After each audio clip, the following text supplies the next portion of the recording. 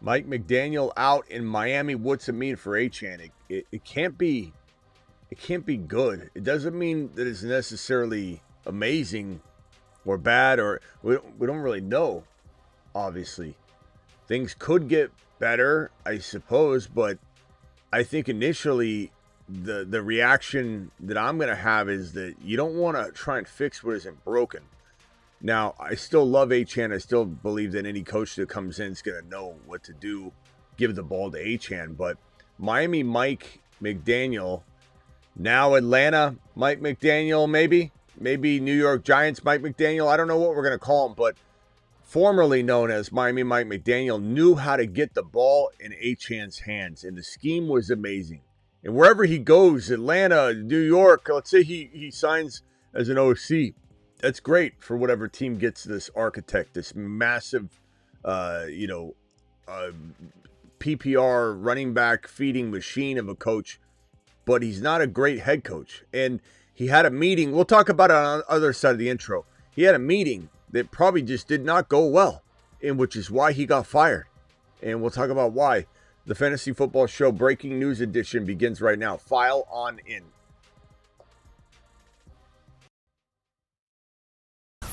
Live from the FantasyFootballShow.com studios. It's the Fantasy Football Show. Live! Monday through Friday, 8 p.m. Eastern. Smitty is also live whenever news breaks.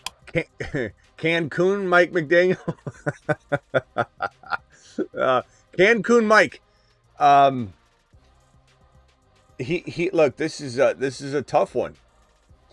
We all want to say Achane's going to be fine, and he probably will be, but we are going to want to say that. You know, how honest are we being with ourselves with Cancun Mike out of the picture?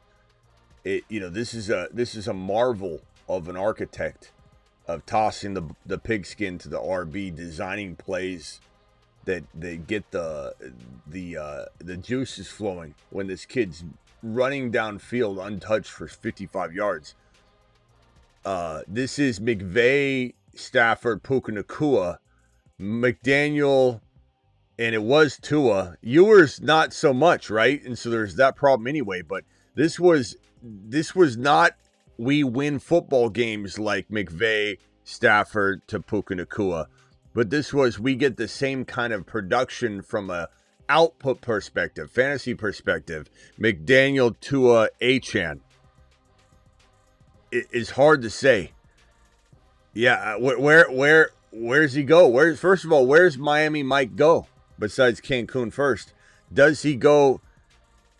Commanders is definitely a place he could go. So we'll put Washington, Atlanta, New York Giants,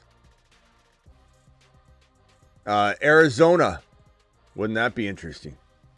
I mean, there's a lot of locations. In fact, we have all the locations right here, rather. But Dolphins, Ravens, these are all the head coaching openings right here. Titans, Falcons, Cardinals, Browns, Raiders. So LV, these are all fantastic places maybe for an OC. I don't think he gets Detroit for an OC job. I don't think he gets all these head coaching jobs. I think he lands, and most of these jobs have an opening OC spot too. So it all makes sense. But I think, yeah, Detroit would be interesting. Gibbs. I mean, that would fix. Wherever he goes, he's got to fix something. Right? So the LV as an OC, you could bring in a head coach and then bring in Mike McDaniel as an OC. I don't know. It's good. These are good opportunities, though. There's never been a better time for Mike McDaniel to be out of a job because he can go revive his career. But here's the thing: is like, what's this guy doing? He's not coherent. Some people have speculative theories behind that. He's not coherent. He's going up to the podium and fumbling around all of his words. He's not speaking clear, not speaking eloquently at all, and he has in the past been, kind of like, I was thinking about maybe we were gonna, and like he's all over the place. He He says about 7,000 times when he speaks, but now it's not even coherent. And so his job was thought to be probably safe, not for sure. Bowles and Mike McDaniel were kind of on the hot seat, but they were likely going to be kept. And Bowles was coming out trying to tell everybody, I think I should get this job. Let me tell you why. Telling the media, everyone's like, why are you telling us? You know? And then Bowles comes back, nobody go upstairs, but I'm going to stay head coach. They told me to tell you that. Like, can we hear from them? Where are they? Are they okay? Why is Bowles reporting this? Are they upstairs? Like, why can't we speak to them? Can we go talk to them? No, nobody open the door. It's okay. We had a little bit of a fight, but Bowles is announcing he's head coach. He will now report on everything. It seems weird. But Bowles is back, according to Bowles. And so Tampa Bay, the changes are, other staff members, but not Bowles. Miami felt like it was going to be Miami Mike staying in Miami, not Cancun Mike. Miami Mike staying in Miami. And then he had a meeting. It says right here, Dolphins owner Ross met with McDaniel this week to discuss the season. After the meeting and reflection, Ross said, you're out of here. So my guess is that this guy walked in oblivious to the situation and sounded incoherent. And maybe there's something going on we hear about with Miami Mike McDaniel. Not trying to spread rumors, not trying to cast judgment. I'm just merely saying that this guy doesn't sound of sound mind. And he probably walked into this meeting stumbling around and he's like, so what are you going to do with the team, Mike? And he just is not coherent. It's like you go into a meeting not to discuss your job. You go into a meeting to discuss the team's future. Let's talk about deadlines. Let's talk about who we want to draft. And this guy comes out fired. I mean, Mike. I'm not trying to make accusations or assumptions, but something seems off with the kid. And I say kid because he looks like he could be my son. Well, anyway, Miami Mike McDaniel's out. He's now Cancun Mike. And, hopefully he does have his life in order, because if he doesn't, we won't even see him pop up as an offensive coordinator. But if he doesn't get a job as at least an OC anytime in the next couple of months, we know something's up. We know that people are spreading the news about what went down. Hey, Ross, why did you fire Mike McDaniel? This is Atlanta. We need to know. Just like the movie Draft Day, right? It's all about like these weird relationships between owners and phone calls that we think there's no way that would really happen, right? And they do. That's the way the NFL really operates. It's wild. Yeah, I'm not going to tell you, Steve, but this is Ross here from Miami. Yeah, he walked in and let's just say he didn't know what seat to sit in. He sat upside down. His feet were in the air. He sat wrong way around the chair. This guy doesn't, know what he's doing. He tried to order a Frappuccino from the bellman at the front desk. We don't even know what the hell's going on. Now I'm doing it.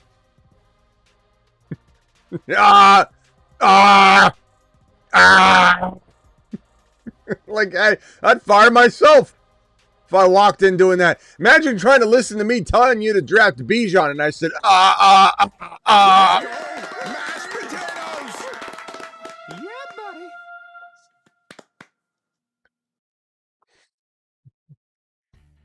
buddy. Hey, go watch this video, by the way. Top 5 rookie running back rankings. Go watch it. It's up on the channel now. Go watch it.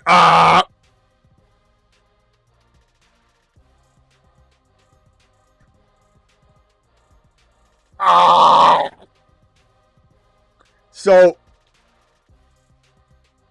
I think we're gonna be hopeful that he lands as an OC somewhere amazing that can help a fantasy asset like Bijan. Genty, Benson or whatever, Scattaboo, maybe Jeremiah Love, maybe I don't know. Ravens could draft like Jonah. They could draft Jonah. They could draft somebody. We'll have to see.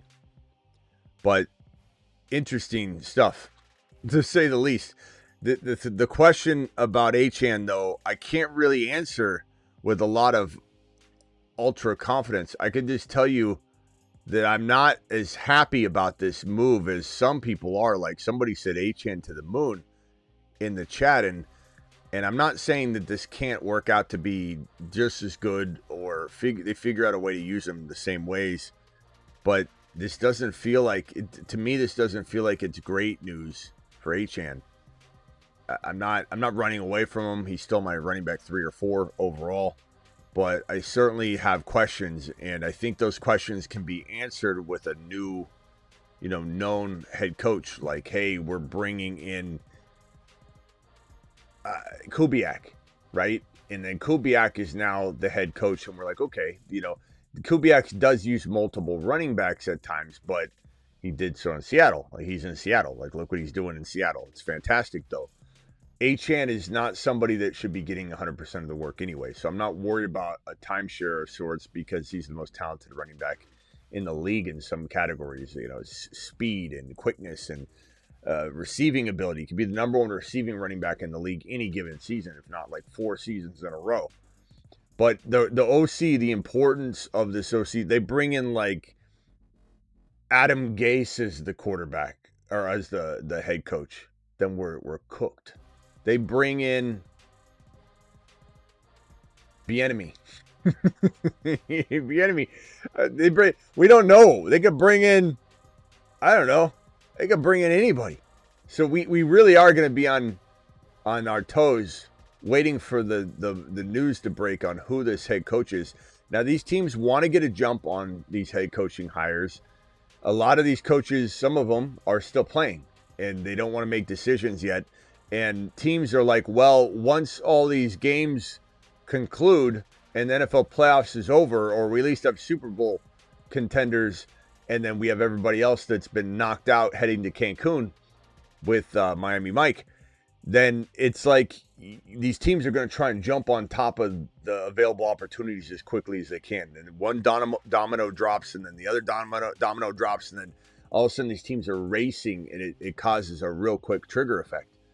So we could find out sooner than we think as those dominoes start to drop, but we still are going to be on pins and needles waiting the fate of this man's play design. The architect of the plays and flow of offense are going to determine whether Achane goes from a 100 out of 100 in terms of fantasy football score and value. If we were to like equate our evaluation process to like Madden scores, we'd say like 99, 98, 99, Bijan 99. Maybe we never give somebody a 100 and we leave that as an untapped territory. So Bijan 99, Achane 98. What's he go to? What if you hand him a not so I throw to my running back and make them the best receiving back and receiving option on the team type of head coach? Or what if you got a head coach that hires an OC and then he listens to the OC and he never puts his foot down and he's a pushover? Salah comes to mind, who I love as a defensive coordinator. But like those things would surely impact how we view Achane. And I don't want to say that. And I'm not saying to preemptively overreact because you could be given great news, Coobs. Whoever ends up going over to Miami could be a great addition, and then we're like, great, this is actually pretty good. Okay, we're back. We're back. Achane to the motherfucking I smell meatloaf. There is a world where it could go either way, so we can't overreact, but we also have to prepare ourselves a little bit. Achane.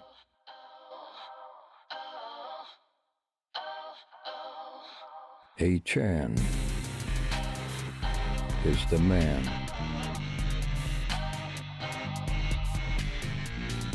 His haters call him small. But he is 9 feet tall. A-Chan.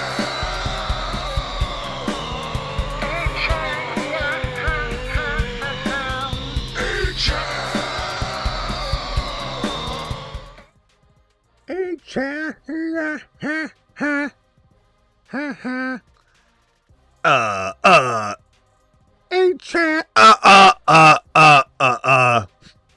Miami Mike. He's going to Cancun to fight. Miami Mike. All right. Miami Mike McDaniel. Oh, Cancun Mike McDaniel. So, no, I'm doing it. It's contagious. It's like a tick. I can't shake it now. Now I feel like I have to do it. Now I feel like I have to yell a bunch of uhs. And when I naturally do it, now I'm going to notice the hell out of it. So we're just going to have to wait and see, guys. There's no way to know what in the hell's going on here. And some of you saying like Achane to the Commanders, that's not happening. I don't think this team's going to get rid of. Remember what I said. Usually 99.9% of the time, a team's going to trade the player and keep the coach, or get rid of the coach and keep the player. I don't think they're going to clean house with the coaching staff and then get rid of the players. This doesn't really work like that. So there you go.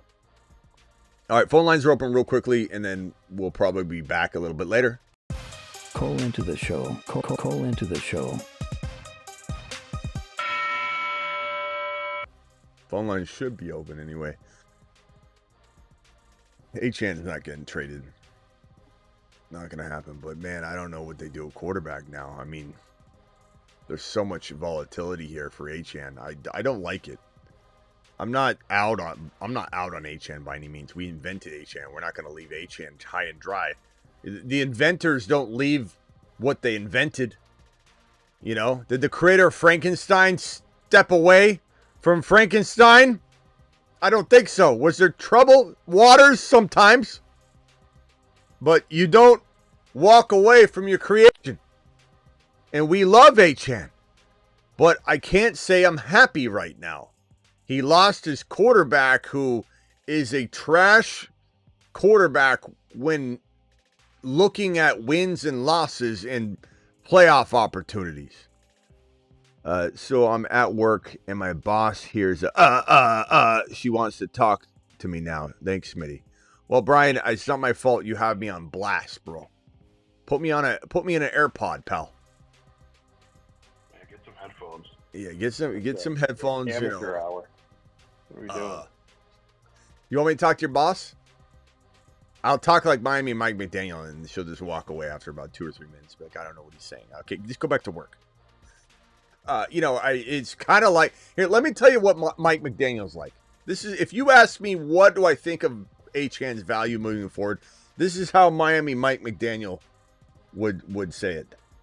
He'd say, well, I mean, the thing is about Achane is that he'll probably it's kind of like if Achane, if we keep Achane fed and we feed him, and then you feed something, it doesn't necessarily. That's how he talks. It's like 8 minutes. I'm sure that, and again, if you read this right here, according to ESPN, Dolphins owner Ross met with McDaniel this week to discuss the season. Not to discuss his future, to discuss the cemented in, you're already coach. Let's talk about the future this season. What are we doing? Who are we trading for? Who are we drafting? And after the meeting, he got fired. So you tell me what's going on. Am I insinuating too much that this guy's up to no good on his off time? What's he doing? Because he's fumbling around. You can't understand him. He's incoherent. And that wasn't always the case. He was always kind of a nervous Nelly. He'd get up there and go, I'm Miami Mike McDaniel, and we're going to run the ball. And we're going to do a lot of good things, and Achane's going to be really good. And it was like, okay, He fumbles around, but damn, he gets to the point. It's there.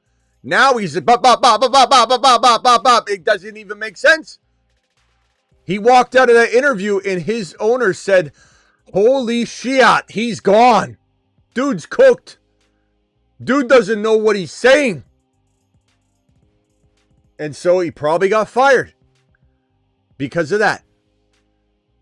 But again, I can't sit here with a straight face, and even though I'm a Achane supporter to the moon, and nothing's going to change that. I'll ride the ship down into the ocean before I abandon our boy Achane.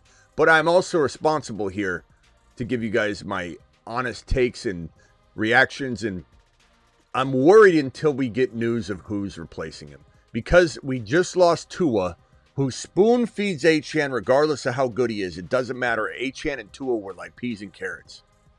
They were like Forrest Gump and a box of chocolates. They were like Gump and Denny. They just went together so beautifully.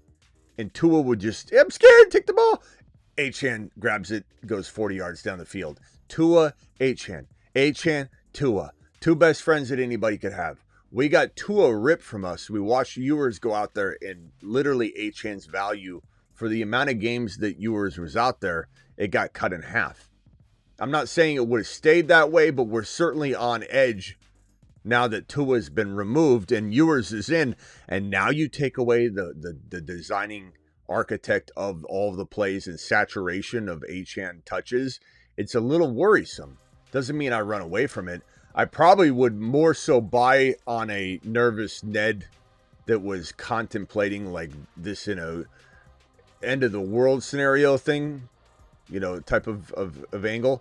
I would probably buy him anywhere I could on that fear. I just don't know if people are going to look into it as deep as we are.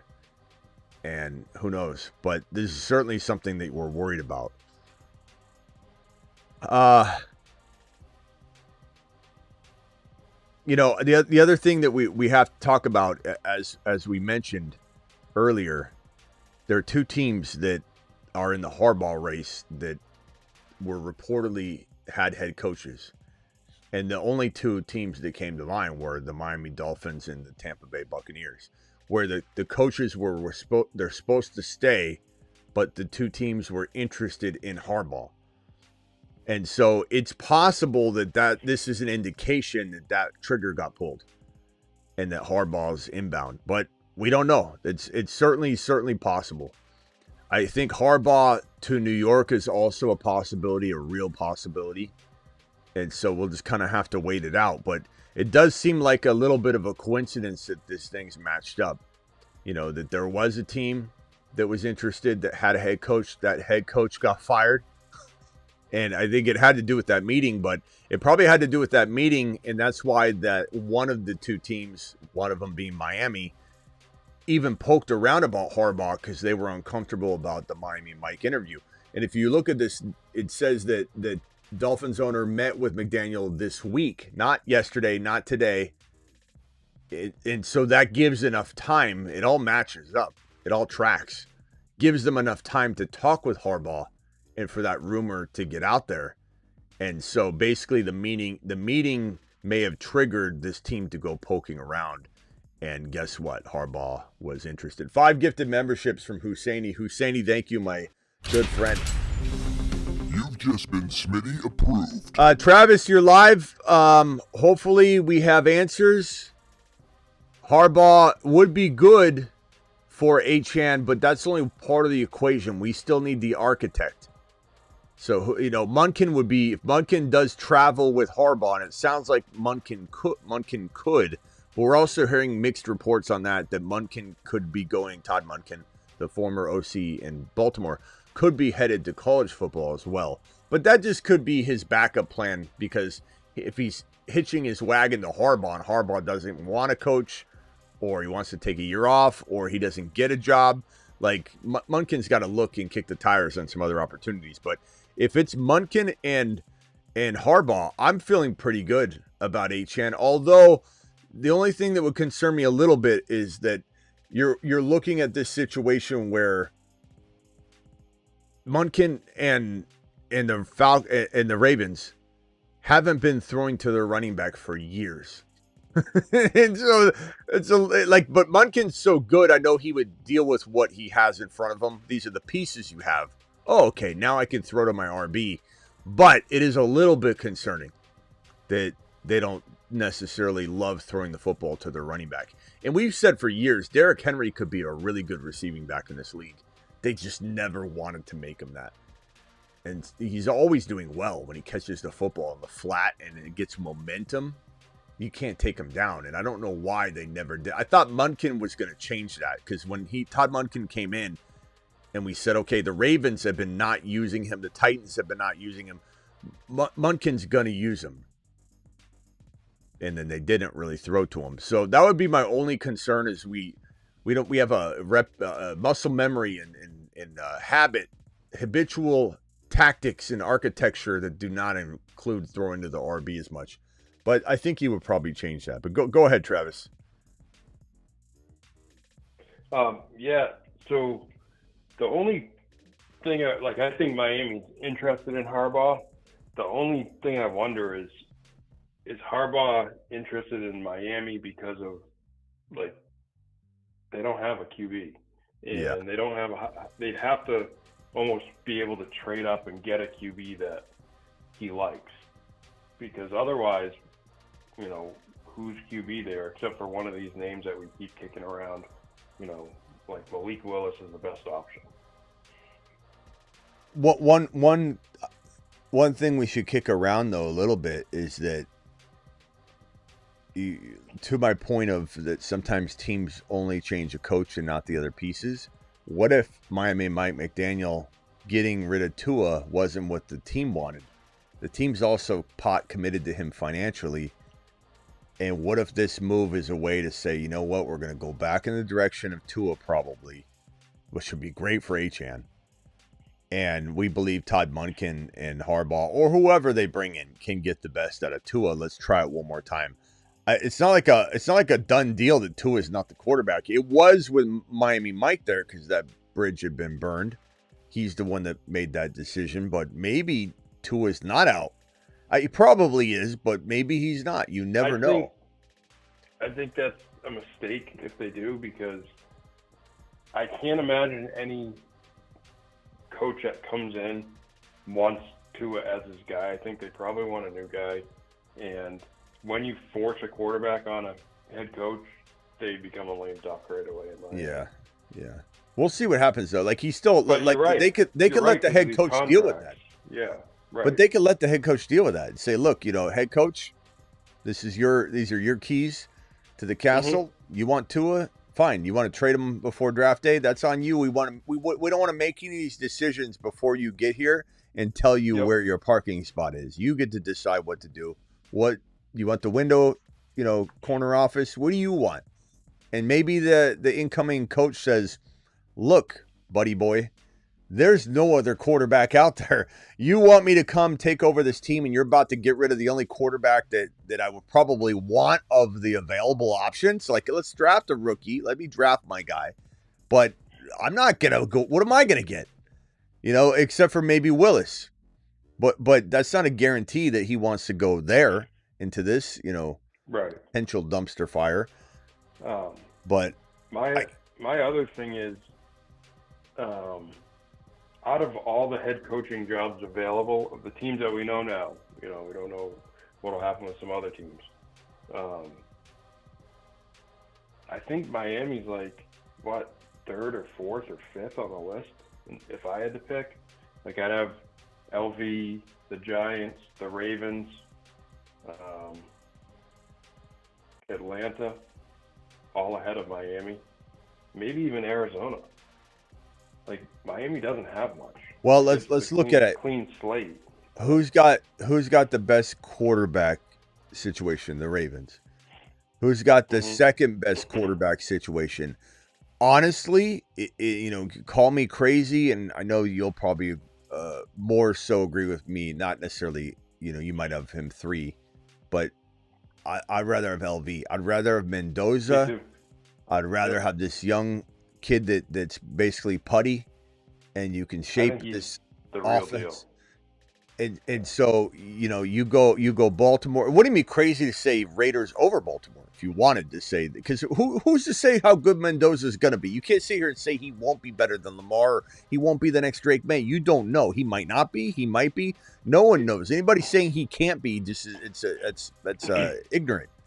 But I think Lamar, they're both attractive for different reasons. One's a clean slate. One is ready-made. You know. yeah, Lamar, Mendoza.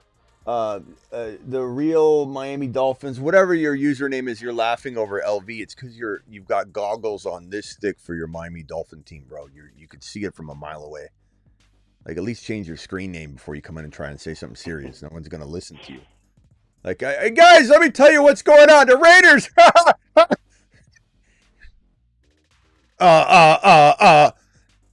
So it would be number one. This is quarterback, Ravens. you're saying? Yeah. I'm just like, if you're a coach and you're walking in and you're like, okay, well, I want a quarterback. It's Ravens, it's LV, it's Jackson Dart over in New York, and then I mean, it might actually be next up. Might actually be Brissett if you're just looking at quarter. Or Cam Ward. It depends on what you want. Yeah, I'm not soured on Cam Ward, but I'm certainly not excited about what's around him. And I just feel like they're like almost a couple years away to the point where you would think to yourself, like, I could get this job and get fired before they're ready. So I just don't know that. But they got a great draft selection. So okay. So and then if you're talking about overall teams that are ready right now, I'll probably say it would be the Falcons if they had a quarterback situation ironed out. And with Penix Jr.'s injury, you just can't say that, right? So it's probably going to be the Ravens still as one. And honestly, I don't care if they're ready now. LV still too. No matter what you look at, LV. So Ravens, Raiders, Giants in that order are, and then the Falcons probably because of all the other talent. Those are and you could even put the Falcons 2 or 3 if you were to say, I'm willing to go find the quarterback, trade for the quarterback, whatever. But those are the 4 best situations by far.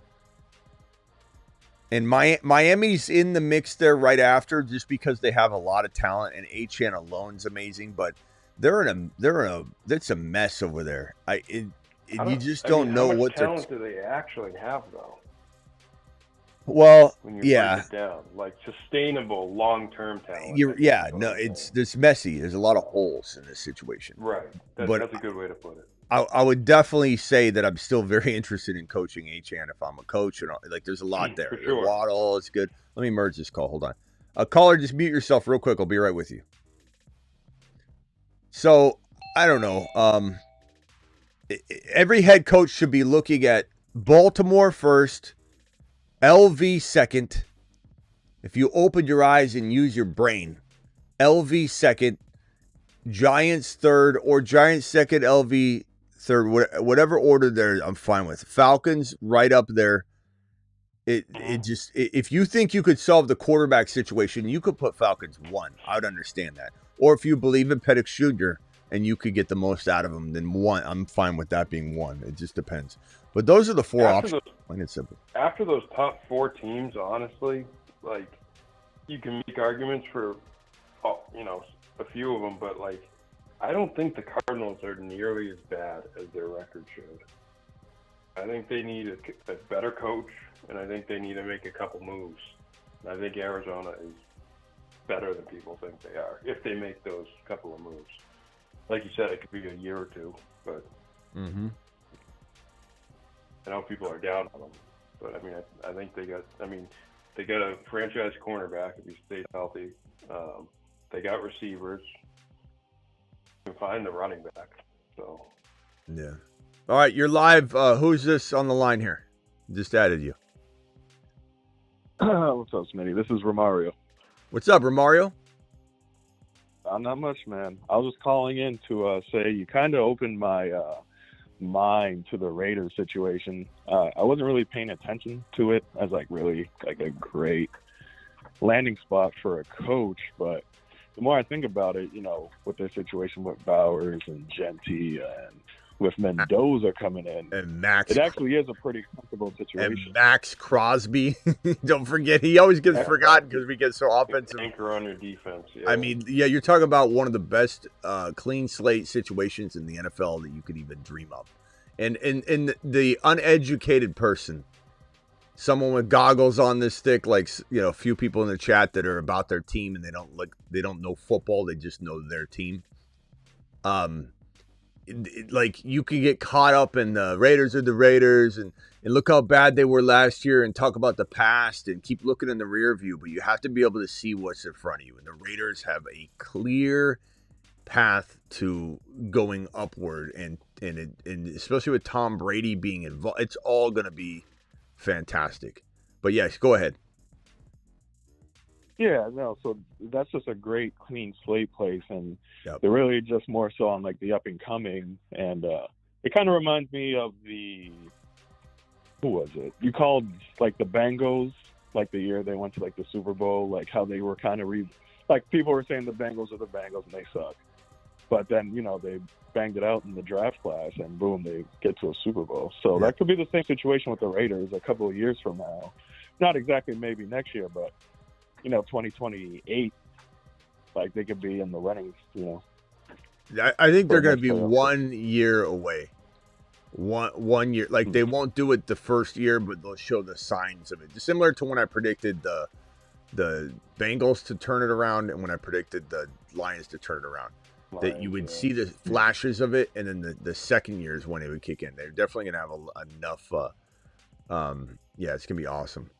Look, Dolphins, you're not gracing us with any information. I know you think you've got a lot of, you heard something somewhere and you're regurgitating it and repeating it like a parrot. But I'm the deep fake doctor that you need in your life that you refuse to listen to and accept. Okay, because I've done this since you've been in diapers.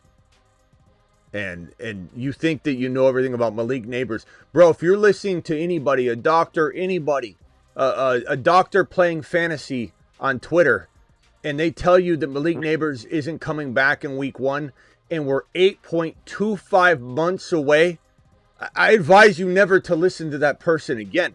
But you're not going to do that because you think you have some sort of, like, we know what you're talking. Everybody's already trying to speak on the Malik Neighbors situation, and it's laughable.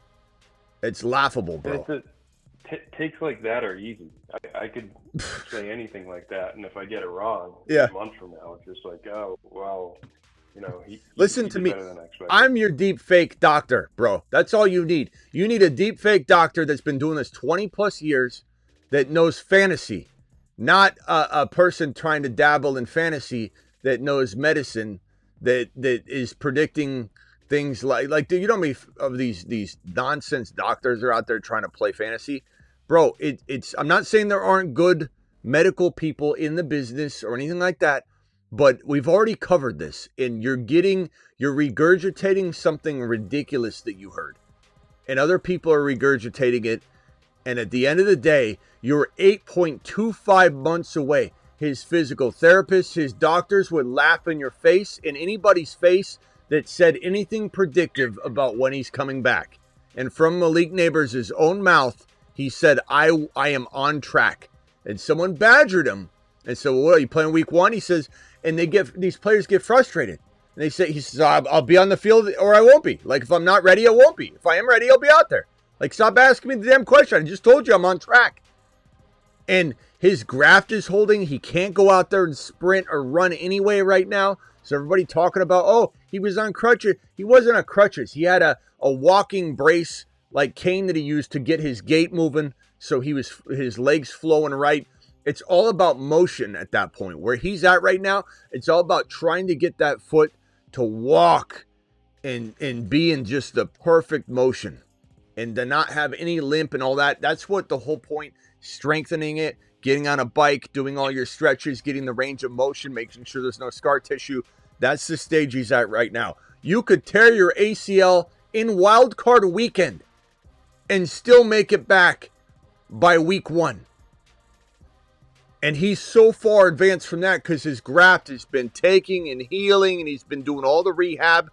It's absolute nonsense, bro. Okay, I'm sorry. Go ahead, caller. You keep going. You're talking about LV to the moon.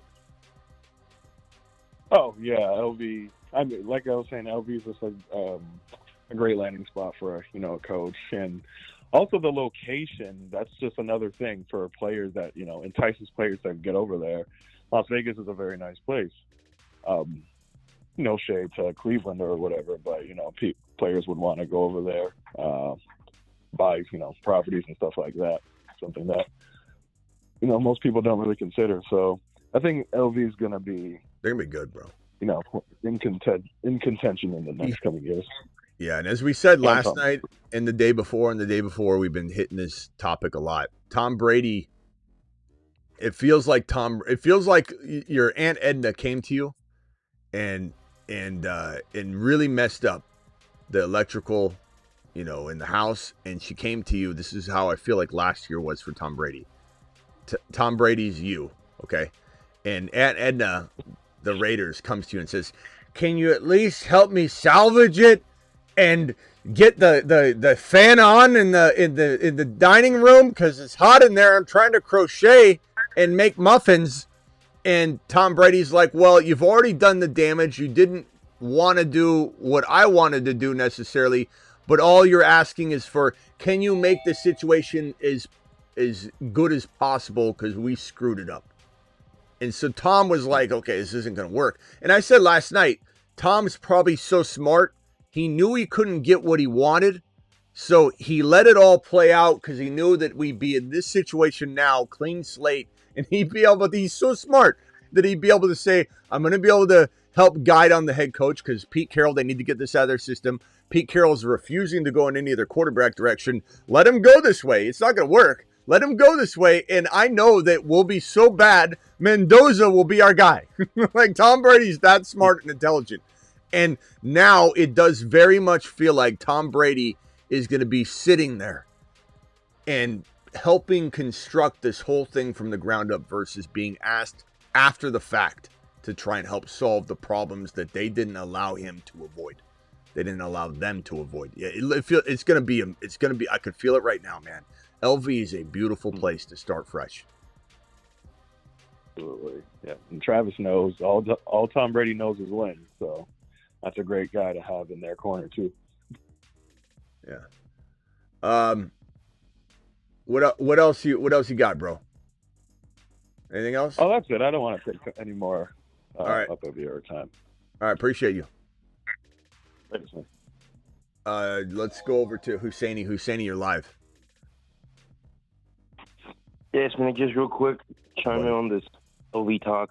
As a Chiefs fan, of course, I hate the Raiders just as much as, or actually probably more than anyone here. But at the same time, I'm a realistic person, and I agree. I think I've been saying that the Raiders, in the last year, I should say, I've been saying that they're just a head coach and a competent quarterback away from making the playoffs. Because before I saw your show, was introduced to your show, I was probably one of the biggest Ashton Gentis apologists in this entire world. I'm just such a fan of him. And when he went to Las Vegas, I got very crushed because I'm like, damn, now I'm going to have to support this guy, root for this guy's success on a team that I hate. I'm like, man, that sucks. But it is what it is. I agree. I think Las Vegas is a great spot for any coach that they're just one good coach that actually knows what he's doing and a quarterback that's not Geno Smith away from making the playoffs. They have the pieces. And I don't understand these people who, they are so stuck on like, oh, Raiders are Raiders. They're going to Raiders. Oh, the Raiders suck. This isn't your uncle's Raiders team from 15 years ago. This is like you said, Tom Brady has a hand in this. And obviously Pete Carroll he did great in Seattle. He did he did what he did. He has a great resume, but he just wasn't the guy. He's too old. He thinks very, 1990s, whatever. He needs someone who is up with the program, who knows actually how to run a modern day 2026 football team. And the Raiders have every piece they need for that. They just don't have the right leadership. That's why Belichick, Pete Carroll, like they had their day. But this is a totally different NFL. This is a pre-snap NFL. It just, you're not doing that. You're behind. And I'm not saying Pete Carroll couldn't put the right minds in place, but he clearly is not good at evaluating what needs to be done because he thought Geno was his answer. And that screwed up everything. So, like, you can't trust Pete Carroll. You can't trust any coaches like that anymore. You got to move forward. His kid doing the offensive line. There were reports that the linemen and other coaches were having meetings without the offensive line coach because it was so bad, and the nepotism with Pete Carroll was bad. Yeah. So all that gets swept out of there too, which is a really good change for the locker room. But yeah, Husseini, you got to also, like, it sounds like you're doing a good job of it now, but you got to get to the point where, like, you're not even thinking about fandom when you're doing fantasy football evals. Like, I don't want to. No, yeah. Yeah, you got to completely say, I could care less. Like, they can lose the game or lose playoff. Like, once fantasy's over, then you start rooting against, the Raiders once the playoffs are here, Like, you just got to separate that. But don't ever let it affect you drafting a player. But I mean, yeah, it doesn't sound like it is, but for anybody, for anybody else.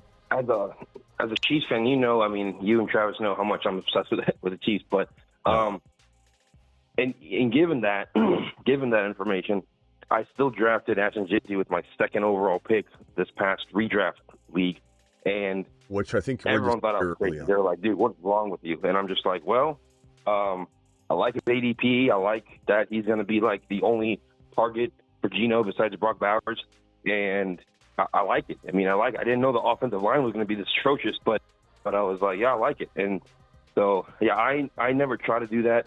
I even had Bo Nix on my fantasy team, same league for a little bit. And so, yeah, I try not to do that as much. I obviously love, like, when Rice was a thing last year and stuff. I was like, yeah, like, I'm getting Rice. But aside from that, yeah, I try to not let that stuff get in my head. I always try to just draft who's best available, regardless of team and things like that. But yeah. Anything else, Husseini? Appreciate you. No, I just wanted to chime in on the OV talk because I know a lot of people in the chat, they're not very big believers in Las Vegas and they don't see the vision. But some are. There's just a couple people they got their fandom goggles on. I don't think it's the majority of the chat knows what time it is. It's just there are two or three loud people that are making it seem like there's a lot of people. There's not. This is a pretty educated community, and they can separate. That's what I was trying to say. Separate church and state. You can't look at Genty Raiders. Oh my God, I'm a Chiefs fan, and I'm not saying you were, but I could tell it's something you're trying to fight a little bit. But you just got to let it go. You got to worry about the playoffs. Thank goodness that you don't have to worry about it in the playoffs where you're trying to balancing act. But at the end of the day, like anybody that knows football knows that the foundation is ready for the Raiders. They got Max Crosby, Brock Bowers, Ashton Genty, Mendoza, and then a whole offseason with the right staff to coach up and re-select and replace offensive line pieces. Defense is going to be phenomenal. You bring in, like we said, a Flores and a Dable, and it's off to the races. Flores head coach, Dable offensive coordinator. You could do wonders with the right two pieces. And anybody that thinks, people that are closed-minded and say things like, their offensive line's bad. No shit. Like we know that. You think that we're sitting here predicting the Raiders to turn it around without fixing their offensive line?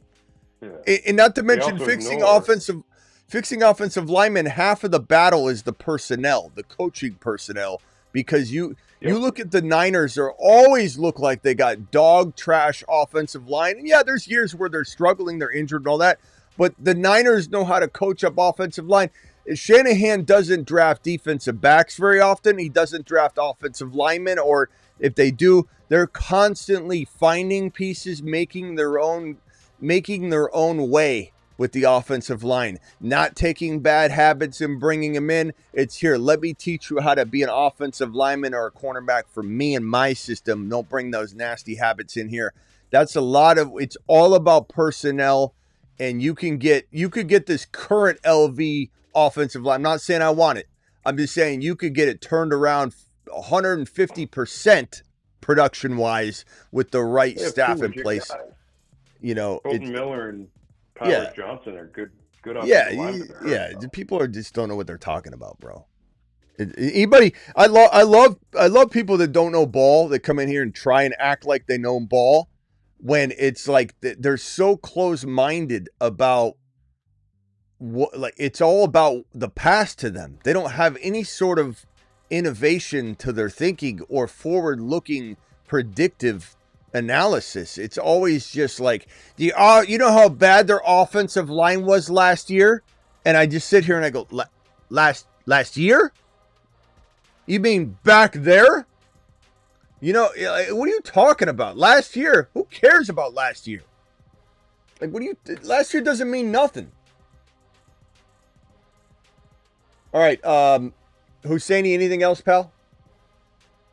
No, just one last thing I want real quick is this is a big if the Raiders figure themselves out, which I believe they will, if they figure themselves out, and obviously Chargers O-line goes back to being healthy, which should be, I believe that the AFC West will be the toughest division in the entire NFL next season. Because every single team will be pretty much have a chance, I should say, to make the playoffs. All four teams. If, like I said, if the Raiders figure themselves out. Yeah. But I don't know. I feel like that's a tough division. Yeah, that's what we thought about this year too. Yeah. Talent-wise, though, you're right. I mean, it should be. It's a tough division. I think the Dolphins and the Jets hold back. You know, I don't see a single division that has that solid of a crew, except for maybe the West as well. So the AFC and NFC West. Cardinals, if they turned it around like the Raiders. But the Rams, the Niners, the Seahawks, that's really, really strong. Yeah. Yeah. That's a big one. I mean, I guess you could also say, I mean, we might have actually like 3 or 4 this year though that turn it around full division wise. I mean, the Vikings, there's so much to retool there, and the Lions have no leg to stand on right now. Green Bay looks like it's kind of just a hot mess, I think, for the future, to be honest. But New York, Dallas, Philly, and Washington is pretty damn good. KC, Denver, Raiders, Chargers, fantastic. Miami and the Jets are, you know, obviously Buffalo and New England together are awesome, but we're trying to find the best 4. And then you're probably looking at Browns, and Steelers. I think it's going to be the 2 West divisions, and then I mean you just look at the Giants, Cowboys, Eagles, and I'd say those are probably the 3 strongest overall divisions. Now the Saints could really turn it on. I mean, we're gonna have a lot of solid teams next year. Like right now it's pretty easy to like try and find and pinpoint who are the playoff contenders, the wild card winners. Next year is gonna be tough because you have, if the Falcons figure it out, the Bucks. I mean, there's volatility here though. Both self divisions, like they could be great or they could fall apart. Yeah, and there's always there's always turnover and things that one year, like look at the Lions in 2024 versus last year and this past season in 2025, like big difference. Eagles won the Super Bowl, and the next year they lose their OCs, and then they're trash. So anything can turn around. Go watch this video, by the way, guys, the rookie video. All right, Husseini, we'll see you later, pal. Appreciate you. Yeah, later. See you guys. Thanks for gifted memberships. Travis, final thoughts? We'll be back later. Just that I still think 1 or 2 of these playoff teams are going to be looking for a new head coach when things are all said and done too. Maybe just 1, but we'll see. So I think Harbaugh waits. You know, I don't think he signs like immediately with anybody. Never know. Yep. All right, Travis. See you on the next show. We'll be live again or at 8 p.m. Eastern. This is the second video today. We had the upload of the rookie running backs and then this live stream. So I imagine I'm going to try and push it to the 8 p.m. show to get some things done here in the office, but got some rankings to update and some articles to write and stuff like that. So hopefully I get some time to do that. But we'll be back at 8 p.m. Eastern at the very bare minimum, assuming no other huge breaks. Later, bro. So I'll see you guys at 8 p.m. Eastern. If not sooner, if news breaks, I'll be here. I'll be sitting here swiveling. Trying to get content written for thefantasyfootballshow.com, which already has 2 bold predictions up. Rankings are all updated. All the rookies are embedded in every one of these dynamic rankings. The trade calculator that your boy got into the industry because of. Couldn't find a trade calculator in the industry. And I said, screw it, I'll do it myself. I created that in 2002/2003. And so nobody's been doing it longer than your boy. This right here, go watch that video on the top 5 rookie running backs. That is on the channel. I think it's the featured video I put up, so you should be able to watch that. But go check out thefantasyfootballshow.com for your written content year-round. And make sure you jump on over to... So there's that. Here's the rankings link. And then make sure you're all on top of the Patreon, which is a 365 24/7 live chat group that we have that Travis is in. I'm in. It's my chat. It's live. It's 24/7, 365. It's $10 a month. Cancel anytime. Try it. It's like a cup of coffee. And it's just a live chat constantly talking about whatever the hell you guys want. Breaking news, someone stole your chicken out of your Cobb salad in the community fridge on the 3rd floor during work hours and you need to vent about it. Whatever the hell you need to talk about, we're there for you. So join the 24/7 Patreon. See you all at 8 p.m. Eastern or sooner, because I go live when big news breaks, like this very video here. I'm live Monday through Friday at 8 p.m. Eastern, which is the upcoming show, the flagship show of the channel. And then I'm also live almost every single night, midnight Eastern. We do some random nights off during the off season. Like I wouldn't be surprised if I took one off tonight or did one on top of a Dynasty show tonight. And don't forget to subscribe to the Dynasty show. Let me drop that. Yes, Ernie Rodriguez, make sure you join the Patreon. It's 10 times better than any of the other, like the Instagram chat or anything, because it's 365 24/7. Ernie, we'll see you. Ernesto, we'll see you in there. I'm telling you, it's amazing. Try it out. Just cancel if you don't like it. It's that simple. You'll love it. It's fantastic. See you all at 8 p.m. Eastern. Dose. Oh, and the Dynasty link. I was going to drop the Dynasty link. It's in the description of the video, but hit this link and make sure you're subscribed to the Dynasty channel. There's a video or a live stream pretty much every day on that. We're going to build that up. Don't be surprised if that channel is at least half or more the size of the main channel within a calendar year. We're going to try and have it rival. All right. If you missed the show, like it looks like JSK did, he's like, dang, man. Like about Miami Mike, I guess. I was about to say he ain't up yet. I don't know why you would say that, JSK, because I'm literally awake while you're, yeah, I don't know. Rewatch the show, bro. You're late. Bro comes into my show after we've been live for an hour on this topic and says, I was about to say, I love you, JSK. I'm not mad at you. I was about to say, like, he ain't up yet. Rewind. Be kind, rewind, JSK. All right, deuce.